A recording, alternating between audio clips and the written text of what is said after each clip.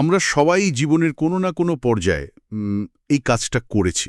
মানে হয়তো বছরের প্রথম দিন একটা বিশাল রুটিন বানিয়ে ঠিক করা হলো যে এই বছর অন্তত 50টা বই পড়তেই হবে। হ্যাঁ, নিউ ইয়ার রেজলিউশনের মতো আর কি। একদম। অথবা প্রতিদিন 10 পৃষ্ঠা করে নতুন কিছু শিখব এমন একটা টার্গেট নেওয়া হলো। প্রথম কয়েকদিন বেশ জোরে সোরে শুরু হয়, কিন্তু 2 সপ্তাহ যেতে না যেতেই দেখা যায় যে সেই উৎসাহে ভাটা পড়েছে। এবং আমরা সেই আগের জায়গাতেই ফিরে গেছি। রাইট। তো আজকের এই ডিপ ডাইভে আমরা এমন একটি সোর্স বা উৎস নিয়ে আলোচনা করতে যাচ্ছি যা ইনফরমেশন ওভারলোডের এই যুগে সম্পূর্ণ ভিন্ন এবং অত্যন্ত বাস্তবসম্মত একটা দৃষ্টিভঙ্গি দেয়। বেশ ইন্টারেস্টিং একটা বিষয়। আমাদের আজকের সোর্সটির নাম হল the divine protocol for engaging the Quran, বা কোরআনের সাথে যুক্ত হওয়ার ঐশী নিয়মাবলী। নামটা শুনেই বোঝা যাচ্ছে যে এটা বেশ গভীর একটা বিষয়। আর আজকের এই গভীর বিশ্লেষণের মিশন খুব নির্দিষ্ট। এত বড় এবং প্রভাব বিস্তারকারী একটি গ্রন্থ পড়ার নিয়ম, পরিমাণ এবং পদ্ধতি সম্পর্কে কোরআন নিজেই আসলে কী ধরনের গাইডলাইন বা দিকনির্দেশনা দেয় তা মাত্র কয়েকটি নির্দিষ্ট আয়াতের আলোকে আমরা বোঝার চেষ্টা করব। কোনো বিশাল জ্ঞানভাণ্ডারে সাগরে ঝাঁপ দেওয়ার আগে যদি একটা সলিড প্রোটোকল পাওয়া যায়, তবে পুরো যাত্রাটাই তো অন্যরকম হতে পারে, তাই না? তা তো বটেই। আজকের এই উৎসটি আসলে যে কোনো জ্ঞানপিপাসু মানুষের জন্যই একটা অসাধারণ ফ্রেমওয়ার্ক হতে পারে। মজার ব্যাপার হলো, এই ছোট্ট সোর্সটি অত্যন্ত মৌলিক 3টি প্রশ্নের উত্তর দেয়। 3টি প্রশ্ন? হ্যাঁ, যে প্রশ্নগুলো আমরা যে কোনো কিছু শেখার ক্ষেত্রেই ফেস করি। প্রথমত, প্রতিদিন কতটুকু পড়া উচিত; দ্বিতীয়ত, পড়ার সঠিক পদ্ধতিটা আসলে কি; এবং তৃতীয়ত, যারা পড়তে পারেন না বা এখনও শেখেননি, ওই নির্দিষ্ট সময়টায় তাদের ভূমিকা কি হবে। দারুণ! এই 3টি প্রশ্নের উত্তরের মাধ্যমে কোরআন পাঠকদের জন্য এমন একটি সুস্পষ্ট প্রোটোকল তৈরি করে, যা আধুনিক যুগের এই যে হাসল কালচার বা অতিরিক্ত কাজের চাপ, তার ঠিক বিপরীত। এখানে অবাস্তব কোনো প্রত্যাশা নেই। মানুষকে মেশিনের মতো বিবেচনা করা হয়নি? একদমই না, বরং মানুষের মনস্তাত্ত্বিক সীমাবদ্ধতাকে খুব দারুণভাবে জায়গা দেয়া হয়েছে এখানে। আচ্ছা, বিষয়টা একটু বিশ্লেষণ করা যাক। আমাদের প্রথম প্রশ্নটি হল, প্রতিদিন আসলে কতটুকু পড়া উচিত? আধুনিক প্রোডাক্টিভিটি বা উৎপাদনশীলতার যুগে আমরা তো সবসময় টার্গেট সেট করতে অভ্যস্ত, কিন্তু আমাদের আজকের উৎসটি বলছে সম্পূর্ণ ভিন্ন কথা। ঠিক। কোরআনের ৭৩ নম্বর সূরা, মানে সূরা মুজ্জাম্মিলের ২০ নম্বর আয়াত অনুযায়ী প্রতিদিন ঠিক ততটুকুই পড়া উচিত যতটুকু পড়া একজন মানুষের জন্য সহজ। রাইট। কিন্তু এখানে একটা খটকা লাগে। যদি কাউকে বলা হয় যে যতটুকু সহজ ঠিক ততটুকুই পড়ো, তাহলে তো এটা এক ধরনের অলসতাকে প্রশ্রয় দেওয়া হতে পারে। মানুষের তো স্বভাবই ফাঁকি দেওয়া। সেটাই। কেউ হয়তো বলতে পারে যে আমার জন্য দিনে মাত্র একটা লাইন পড়াই সহজ। এতে কি শেখার ক্ষেত্রে কোনো শৃঙ্খলা বা ডিসিপ্লিন তৈরি হওয়া সম্ভব? এখানকার আকর্ষণীয় দিকটা হল এই সহজ শব্দটির মনস্তাত্ত্বিক প্রয়োগ। আপাতদৃষ্টিতে মনে হতে পারে এটি অলসতাকে প্রশ্রয় দিচ্ছে, কিন্তু মানুষের সাইকোলজি নিয়ে একটু গভীরভাবে ভাবলে দেখা যায় এটি আসলে দীর্ঘমেয়াদী শৃঙ্খলার সবচেয়ে কার্যকর পদ্ধতি। একটু খুলে বলবেন ব্যাপারটা। আধুনিক যুগে আমরা যাকে মাইক্রো হ্যাবিটস বা ছোট ছোট অভ্যাস বলি, এটি ঠিক সেই কনসেপ্ট। যখন আমরা কোনো বিশাল লক্ষ্য নির্ধারণ করি, তখন মস্তিষ্কে একটা ফ্রিকশন বা বাধা তৈরি হয়। ওই যে ভয় পেয়ে যাওয়ার মতো একটা ব্যাপার। হ্যাঁ, কাজের চাপ দেখে মানুষ খুব দ্রুতই ক্লান্ত হয়ে পড়ে, যাকে আমরা বার্নআউট বলি। এই আয়াতে সহজ শব্দটি ব্যবহার করার মাধ্যমে মূলত কাজের পরিমাণের চেয়ে ধারাবাহিকতা বা কনসিস্টেন্সিকে বেশি গুরুত্ব দেওয়া হয়েছে। অর্থাৎ 10 দিন টানা অনেক কিছু পড়ে তারপর ক্লান্ত হয়ে ছেড়ে দেওয়ার চেয়ে প্রতিদিন অল্প অল্প করে পড়াটা বেশি কার্যকরী। একদম। ব্যাপারটা অনেকটা জিমে যাওয়ার মতো। প্রথম দিনেই যদি কেউ 100 কেজি ওজন তোলার চেষ্টা করে, পরের দিন সে আর বিছানা থেকেই উঠতে পারবে না। হ্যাঁ, ঠিক তাই। বরং নিজের সামর্থ্য অনুযায়ী অল্প ওজন দিয়ে শুরু করলে পেশিগুলো ধীরে ধীরে মানিয়ে নেয়। কিন্তু তাও মানুষের জীবনের পরিস্থিতি তো সবসময় এক থাকে না। প্রতিদিন কি একই পরিমাণ পড়া সম্ভব? ঠিক এই কারণেই তো নির্দেশনায় কোনো নির্দিষ্ট পৃষ্ঠার সংখ্যা বা পরিমাণের কথা বলা হয়নি। মানুষের মানসিক এবং শারীরিক অবস্থা প্রতিদিনই বদলায়।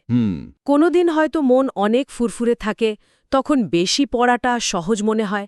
আবার কোনোদিন হয়তো কাজের চাপে বা অসুস্থতায় খুব সামান্য পড়াই কঠিন হয়ে দাঁড়ায়। তার মানে ফ্লেক্সিবিলিটি থাকছে। হ্যাঁ, এই যতটুকু সহজ নিয়মটি আমাদের সেই পরিবর্তনশীল বাস্তবতাকে স্বীকার করে নেয়। এটি একটি অত্যন্ত নমনীয় প্রোটোকল। এর ফলে পড়াটা কোনো বোঝা বা যান্ত্রিক কর্তব্যের মতো মনে হয় না। আর যখন কোনো কাজে অতিরিক্ত মানসিক চাপ থাকে না, তখন সেই কাজের সাথে মানুষের সম্পর্কটা অনেক বেশি দীর্ঘস্থায়ী হয়। ঠিক ধরেছেন। এখানেই বিষয়টা আসলে সবচেয়ে চমকপ্রদ, কারণ প্রথম প্রশ্ন থেকে আমরা পরিমাণের একটা ধারণা পেলাম, কিন্তু দ্বিতীয় প্রশ্নটি আমাদের নিয়ে যায় সরাসরি পড়ার পদ্ধতির দিকে। অর্থাৎ কিভাবে পড়তে হবে।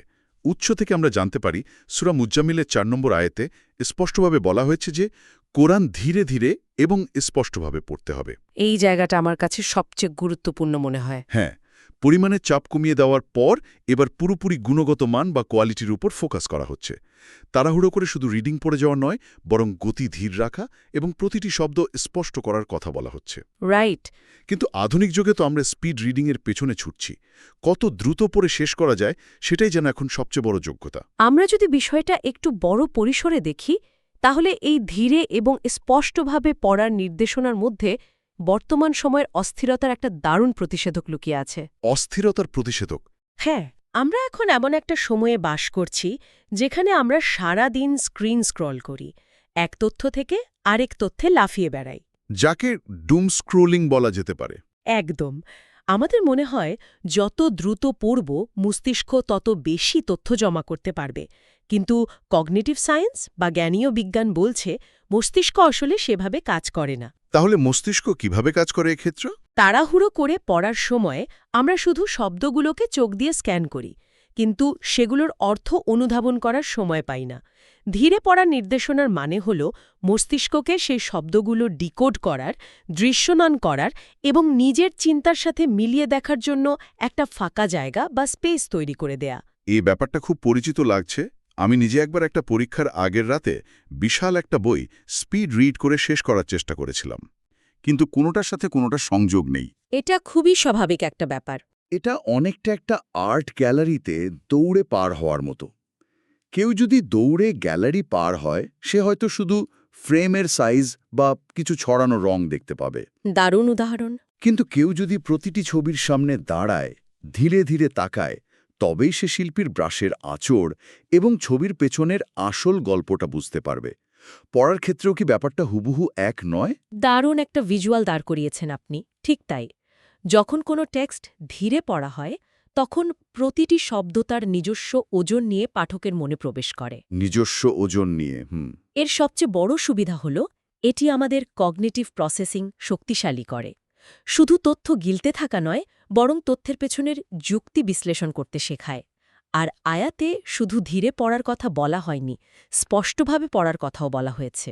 হ্যাঁ, স্পষ্টভাবে পড়া। এর পিছনেও গভীর বিজ্ঞান রয়েছে, যাকে অডিটরি ফিডব্যাক বলা হয়। এই অডিটরি ফিডব্যাকের ব্যাপারটা যদি একটু সহজ করে ভেঙে বলা যায়, মানে স্পষ্টভাবে উচ্চারণ করলে আসলে আমাদের শেখার প্রক্রিয়ায় কি ধরনের পরিবর্তন ঘটে? ধরুন, থেরো আপনাকে একটা নতুন ফোন নম্বর দিল মুখস্থ করার জন্য।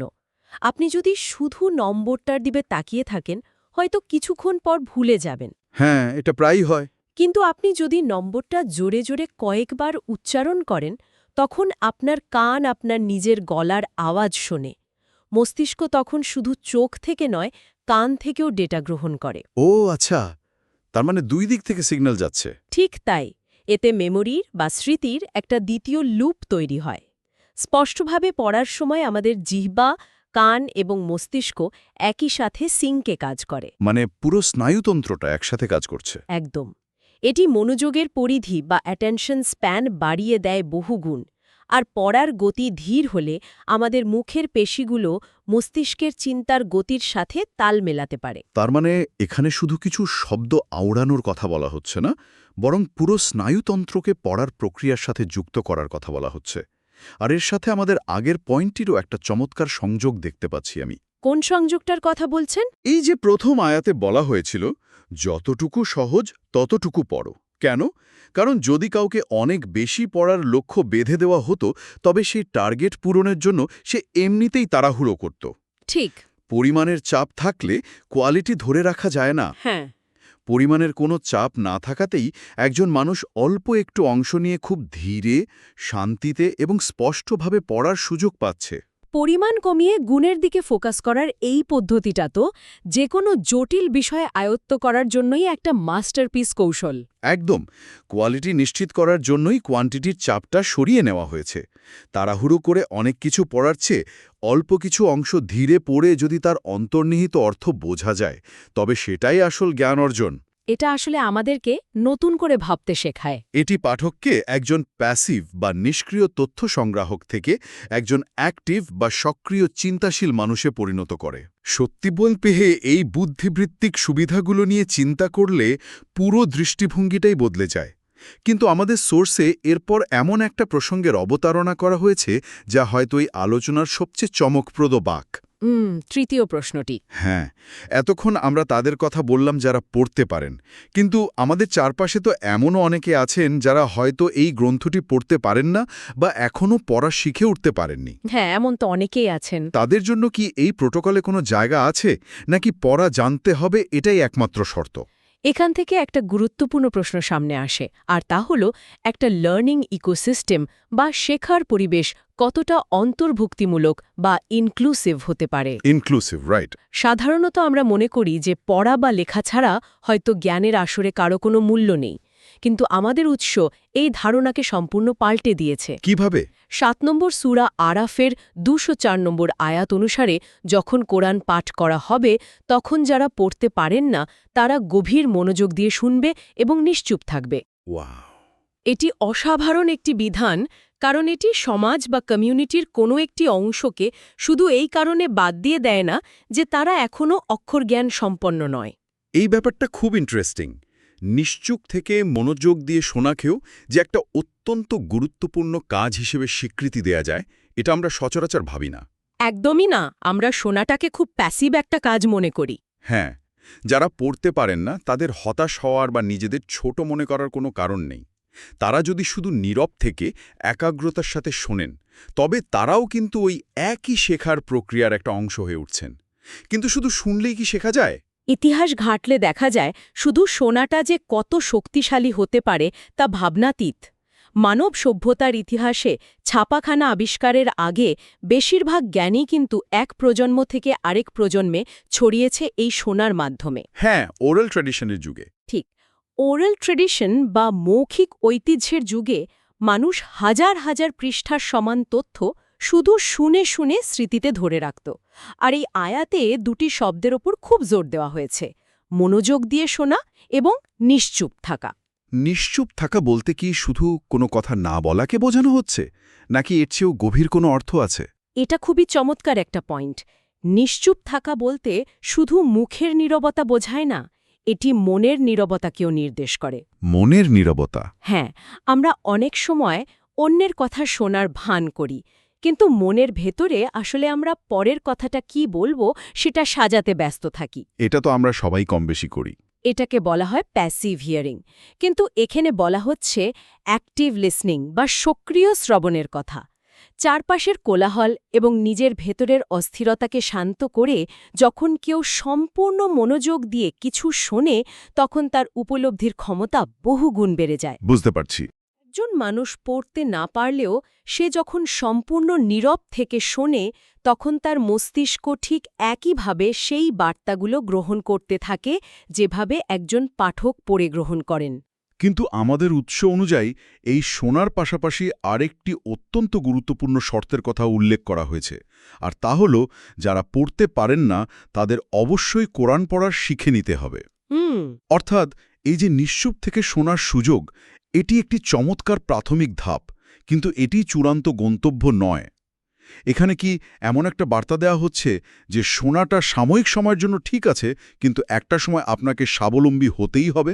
হ্যাঁ, এটি খুবই লজিক্যাল একটা পয়েন্ট। অন্যের ওপর নির্ভর করে শোনার মাধ্যমে শুরুটা হতে পারে। এটা অজ্ঞতাকে সাময়িকভাবে একটা নিরাপদ জায়গা দিচ্ছে, একটা কমফোর্ট জোন দিচ্ছে আর কি। কিন্তু সারা জীবন অন্যের ওপর নির্ভরশীল থাকার সুযোগ এখানে নেই। স্বাধীনভাবে জ্ঞান অর্জনের জন্য পড়া শেখার কোনো বিকল্প নেই। এটি মূলত মানুষের কন্টিনিউয়াস ইমপ্রুভমেন্ট বা ক্রমাগত উন্নতির একটা ব্লুপ্রিন্ট। যেখানে আছো সেখান থেকেই শুরু করো, এরকম একটা ব্যাপার। ঠিক তাই, এই বিধানটি বলছে যেখানে আছো সেখান থেকেই শুরু করো, আপাতত শুনতে থাকো, কিন্তু ধীরে ধীরে নিজেকে তৈরি করো যাতে একদিন তুমিও সেই ধীরে এবং স্পষ্টভাবে পড়ার জায়গায় পৌঁছাতে পারো। তাহলে এ সব কিছুর মানে কি দাঁড়াচ্ছে? আমরা যদি আজকের এই পুরো বিশ্লেষণের মূল নির্যাসটুকু এক জায়গায় করি, তবে দেখা যায় যে কোরআনের সাথে যুক্ত হওয়ার এই ঐশী প্রোটোকল মূলত ৩টি মজবুত স্তম্ভের উপর দাঁড়িয়ে আছে। ৩টি স্তম্ভ। প্রথমটি হল নিজের জন্য যতটুকু সহজ প্রতিদিন ঠিক ততটুকুই পড়া, যা বার্নআউট বা অতিরিক্ত ক্লান্তি থেকে বাঁচায় এবং কনসিস্টেন্সি তৈরি করে। রাইট। দ্বিতীয়টি হল স্পিড রিডিংয়ের লোক সামলে ধীরে এবং স্পষ্টভাবে পড়া, যা আমাদের চিন্তার গভীরতা বাড়ায় এবং ব্রেনের কগনিটিভ প্রসেসিংকে সাহায্য করে। এবং তৃতীয়টা হলো ইনক্লুসিভিটি। হ্যাঁ, তৃতীয়টি হল যারা পড়তে জানেন না তাদের জন্য নিশ্চুপ থেকে মনোযোগ দিয়ে শোনা এবং ধাপে ধাপে পড়া শিখে নেওয়ার চেষ্টা করা, যা শেখার প্রক্রিয়ায় একটি চমৎকার ইকোসিস্টেম তৈরি করে। আধুনিক জীবনে এই নীতিগুলোর প্রাসঙ্গিকতা সত্যি অবাক করার মতো। আমরা যখন কোনো বড় প্রজেক্ট শুরু করি, নতুন কোনো ভাষা শিখতে যাই বা জটিল কোনো বিষয় পড়াশোনা শুরু করি, তখন এই ৩টে ধাপই আমাদের সবচেয়ে বেশি কাজে লাগতে পারে। সর্বক্ষেত্রেই এটা প্রয়োগ করা সম্ভব। ছোট ছোট পদক্ষেপে শুরু করা, কাজের গতিকে ধীর রেখে কোয়ালিটির দিকে নজর দেওয়া এবং যারা পিছিয়ে আছে তাদের শোনা ও শেখার সুযোগ করে দেওয়া।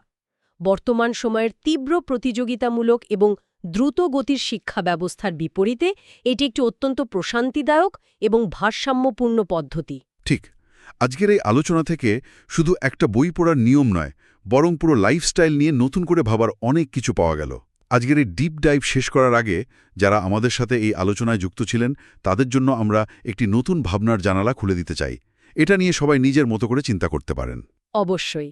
আমরা দেখলাম একটি বিশাল গ্রন্থের সাথে যুক্ত হওয়ার সত্যগুলো হল সহজভাবে শুরু করা, ধীরে ও স্পষ্টভাবে এগোনো এবং অপার মনোযোগের সাথে নীরব থেকে শোনা।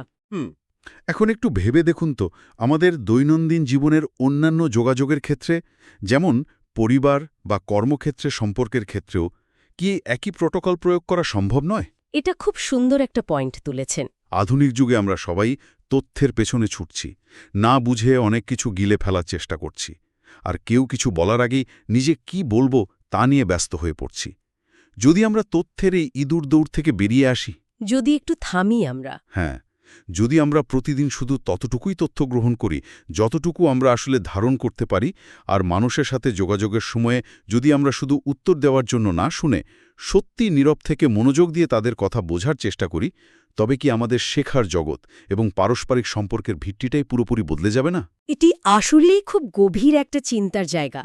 এই প্রোটোকলগুলোকে যদি আমরা শুধু একটি বইয়ের মধ্যে সীমাবদ্ধ না রেখে আমাদের প্রাত্যহিক জীবনের দর্শনে পরিণত করতে পারি, তবে আমাদের চারপাশের পৃথিবীটা হয়তো আরও অনেক বেশি সহনশীল এবং চিন্তাশীল হয়ে উঠবে। অস্থিরতা কমিয়ে আমরা হয়তো আবার মনোযোগ দিতে শিখব। আজকের এই চমৎকার এবং চিন্তা জাগানিয়া আলোচনা আমরা এখানেই শেষ করছি। আজকের এই ডিপ ডাইভ থেকে যে ইনসাইট বা প্রজ্ঞা আমরা পেলাম, তা আমাদের সবার দৈনন্দিন জীবন এবং শেখার পদ্ধতিতে নতুন কোনো ইতিবাচক পরিবর্তন নিয়ে আসুক। আলহামদুলিল্লাহ রবিল আলামিন।